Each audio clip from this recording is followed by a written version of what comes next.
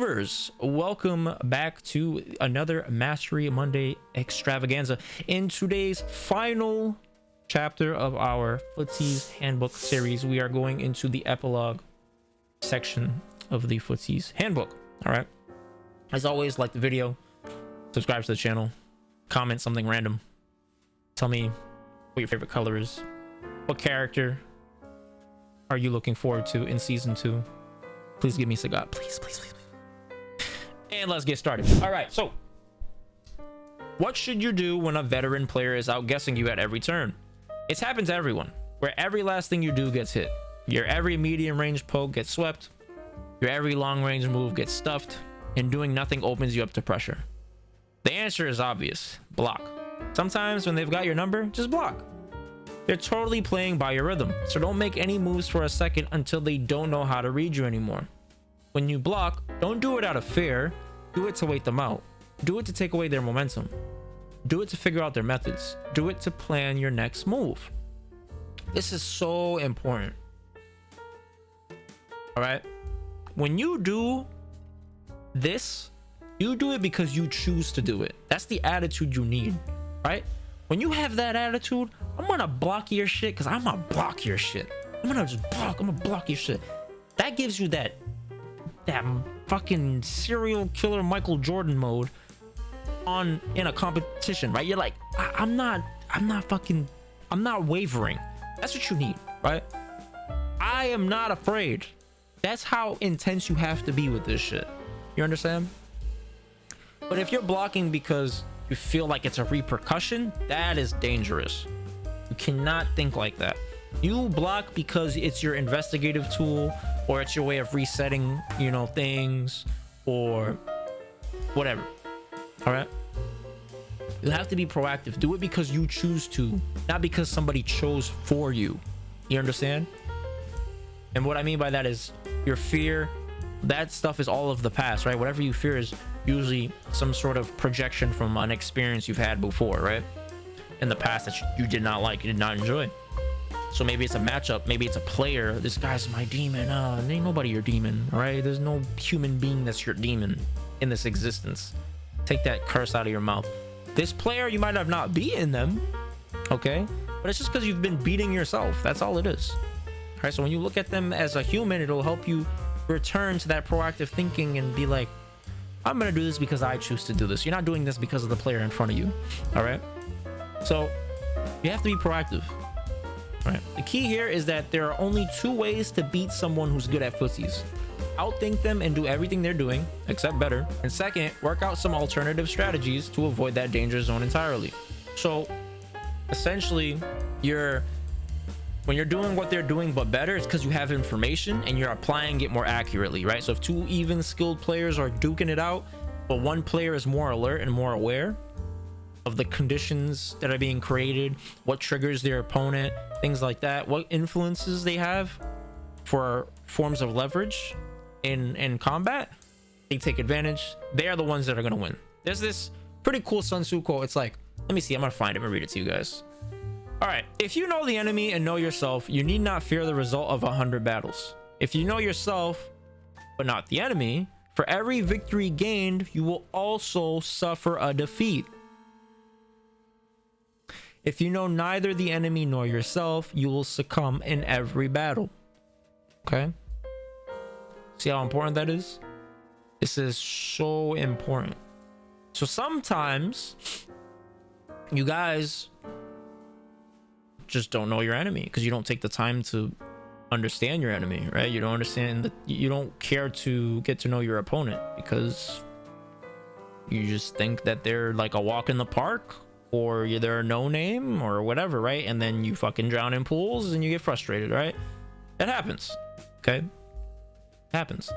So you have to take careful consideration of every opponent you come across, because they excel at something and it's up to you to figure out what that shit is. So if you know yourself and you know your enemy, that's what breeds consistency, right? So whatever forms of getting that information is what creates consistency for a player. But if you know about yourself and the things you like, your temperaments, the things you're good at, blah blah blah blah, your strengths, weaknesses, whatever, but you don't know about the person in front of you, that's what creates inconsistencies. You know what I'm saying? And those inconsistencies are just gonna be this up and down, up and down, up and down, up and down, up and down, right? And then you get frustrated. And then obviously, if you don't know yourself or your enemy, you're just getting exposed. That's when you play a high level player that sees what you're doing and you're not even aware of what you're doing. And you're especially, if you're not aware of what you're doing, you're definitely not aware of what they're doing. All right? Because imagine you're with yourself every waking moment, right?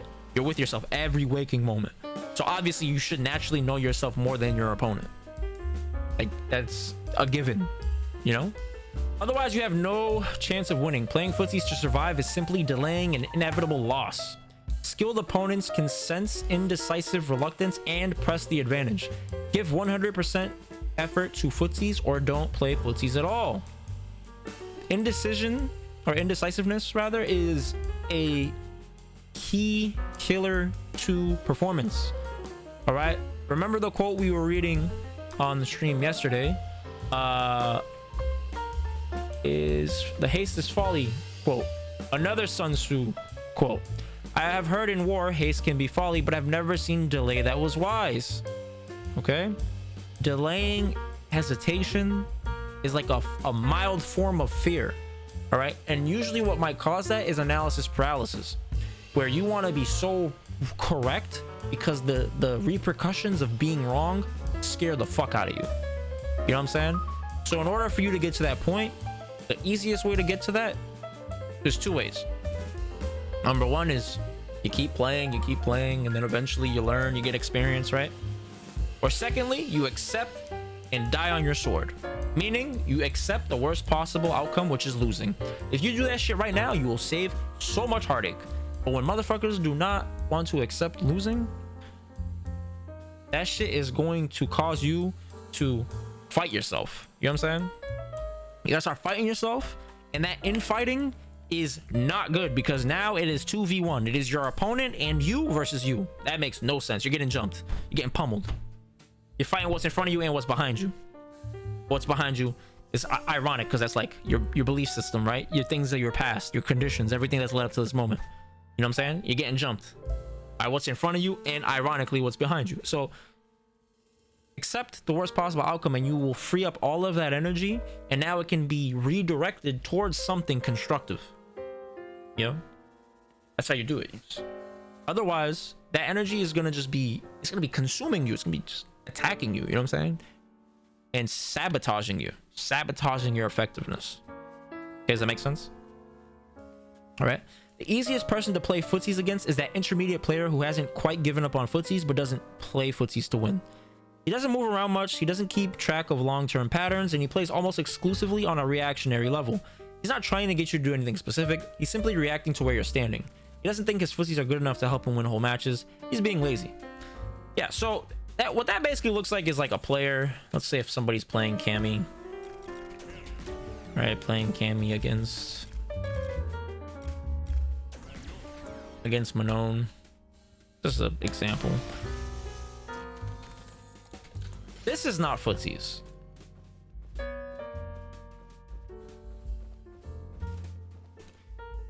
It can be a part of footsies, but it is not footsies. Okay, it's an aspect of footsies. Footsies is an entire thing. It's like a spectacle. It's a story. All right, that's being narrated through the decisions of the match. When you're doing this, and you're just sitting there, I'm gonna just whiff punish. That's not footsies. Footsies is a conversation, you understand? And when you talk to somebody, you don't just only listen to them, you speak, right? But when you're just sitting there and reacting, you're just trying to listen. The person's like, all right, so what do you like to do?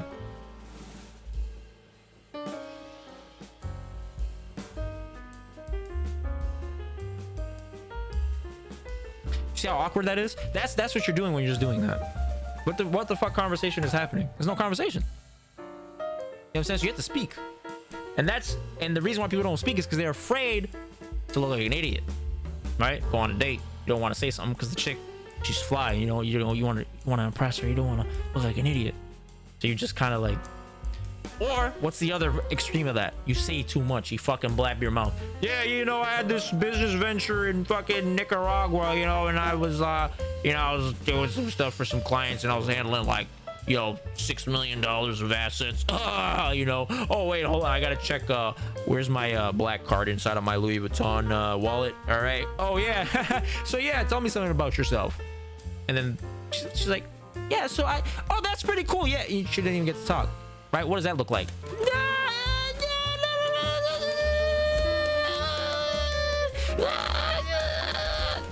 That's what that looks like. Right? Just a bunch of fucking blabbing your mouth. All right? So that's not footsies either. Footsies is a conversation. Every conversation is different though, right? But fundamentally, what are you doing? You're speaking, you're listening. You're speaking, you're listening. You're speaking, you're listening. Right? That's the engagement. So when you play footsies, you're doing the same thing. You're speaking, but you're listening, and you're adjusting your conversation. Okay. So if I'm speaking, right? Let's say I start the conversation. This is me starting the conversation. Hey, what's up? Right? Oh, hey, how you doing? What you like to do? Right? Okay. And then their response is whatever they do in response to that. And then now you adjust the conversation. You see what I'm saying? I don't say, oh, hey, what do you like to do? Oh, you know, I usually, you know, I just like to like go to the library and study and take care of my nephew. You're like, oh yeah, so what's your favorite sports team? Like, what the fuck? I just gave you this information, and then you gave me a response, right? Let's say I went and did this, and then Manon does, like, she does this, right? She does this when she sees me walk up and jab, right? And then for some fucking reason, I do this. What the fuck? That doesn't make any sense. So you gotta look at your neutral conversation like that. What are you saying? What are you listening to? Are you even listening? How many people are doing that? You know, that's what you gotta figure out. Playing footsies with that casual mindset is the mental equivalent of being backed into a permanent corner. If you're hesitant and uncertain, then your wins will come from luck and your losses will be inexorably. Am I pronouncing that right? I like to make sure I pronounce things correctly. Inexorably. Ah, okay, nice. Will be inexorably fitting. Okay, what does that mean?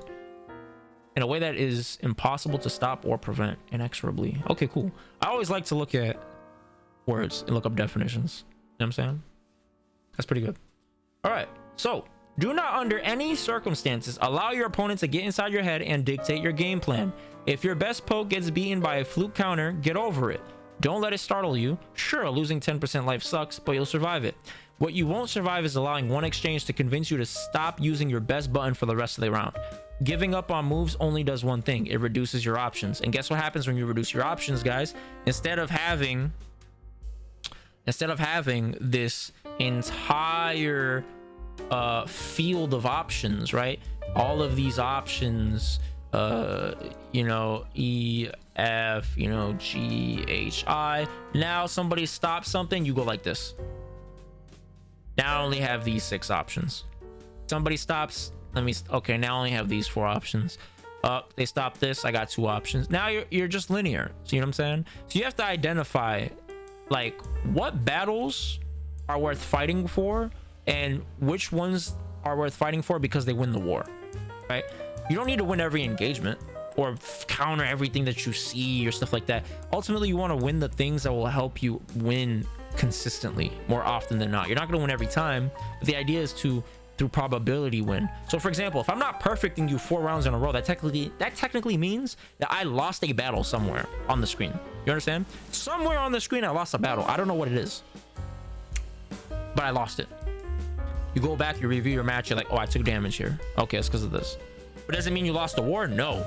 You see what I'm saying? So you have to change your paradigm when it comes to winning situations. You don't have to win every situation. You have to win the right situations. But that's where the whole idea of taking the throw comes into play, because it's like, yeah, you could tech this throw, but if you lose this fucking battle of the tech and get shimmied, you're dead, right? So instead, you could just mitigate that interaction, take the throw, and then you focus on the next situation, right? Based off of the information you collected throughout the set, you know that they're more likely to do this after they throw you successfully. Do they throw you twice in a row, right? Or do they, you see? So like, for example, if I know somebody throws me twice in a row, let them throw you once, because that means it's guaranteed they're going to throw you a second time, right? As opposed to, oh, I think he's gonna throw me, and then you go and try to fucking jump and you get hit and you get converted off of, right? You rather go with the probability based off what you've seen, and it's still okay if you're wrong, because at least you're making like an educated guess off of something. It's not this imaginary bullshit that you made up. It's off of the experiences of your match with the opponent. You know what I'm saying? Very, very important. Okay. If you get swept, that means you were outsmarted. It doesn't necessarily mean your opponent is smarter than you, and it doesn't have to mean that you'll get outsmarted again. Remember, sweep is 10% damage. You will get back up. Right? Rule number 5, forget about winning or losing. Go all out or don't even bother. Bam. And with that, we are done, guys. We have concluded the Footsies Handbook journey. That was 13 chapters, right? There's 10, and then there's the supplement A and B, and then the epilogue. So we've completed 13 chapters of this archaic vault of knowledge. Okay, so I appreciate everybody that came through through the streams, through the content, and contributed to the discussions and whatnot. Appreciate you infinitely. As always, please like the video, comment below, let us know what is your favorite element out of all of the videos. What is the one that resonated with you the most? What's the one that you think, if you work on it, it would absolutely transform your play forever? Let me know in the comment section below. I appreciate you guys. Peace and love as always. I'm out.